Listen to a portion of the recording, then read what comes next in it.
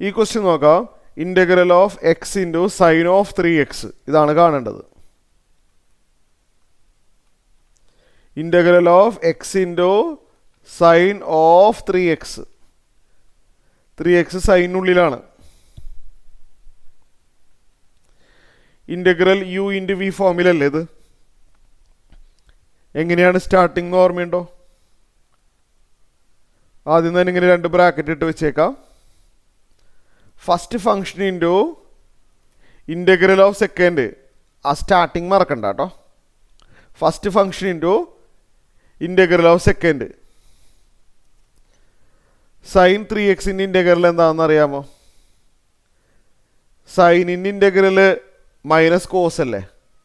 അപ്പോൾ minus cos of 3x divided by 3 വരും. അതെങ്ങനെയാണെന്ന് മനസ്സിലായോ? ഡിവൈഡ് ബൈ 3 എക്സിൻ്റെ കോഎഫിഷ്യൻ്റ് കൊണ്ട് ഡിവൈഡ് ചെയ്തതാണ്. ഓക്കെ ആണല്ലോ? നമുക്കറിയാം സ്റ്റാൻഡേർഡ് റിസൾട്ട് പ്രകാരം സൈനിൻ്റെ ഇൻ്റഗ്രൽ മൈനസ് കോസ് ആണല്ലോ. അതുകൊണ്ടാണ് സൈൻ ഓഫ് 3xൻ്റെ integral minus cos of 3x എന്ന് എഴുതിയത്.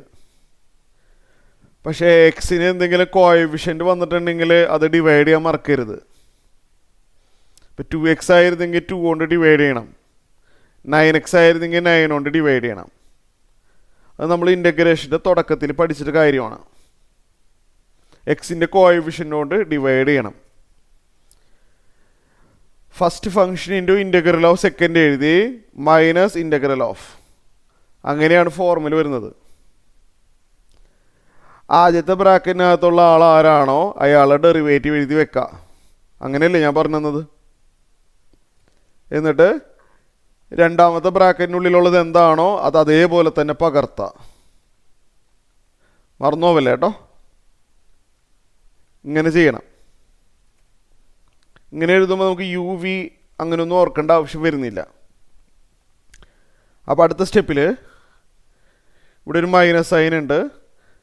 Minus of x into cos 3x by 3 minus of x into cos of 3x by 3.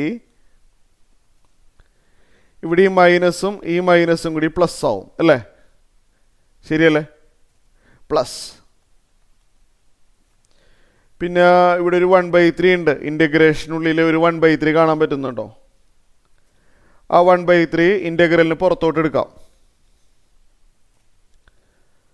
അപ്പോൾ ഉള്ളിൽ കോസ് 3x മാത്രം വരും. dx. നമുക്ക് ആൻസർ എഴുതാം. Minus x cos 3x divided by 3 plus 1/3 into കോസിൻ്റെ integral sine അല്ലേ?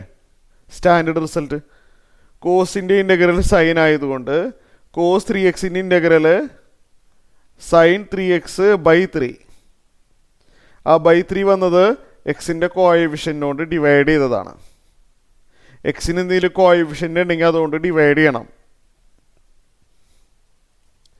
സോ നമുക്ക് അടുത്ത സ്റ്റെപ്പിൽ എന്ത് ചെയ്യാൻ പറ്റും? Plus C. ഒരു സ്റ്റെപ്പും കൂടി എഴുതാം. Minus x into cos 3x divided by 3 plus ഇവിടെ സൈൻ 3x ഡിവൈഡഡ് ബൈ താഴെ 3 ഇൻറ്റു 3 ഉണ്ട്, അത് 9 ആണ്. Plus C. ഇതാണ് ആൻസർ.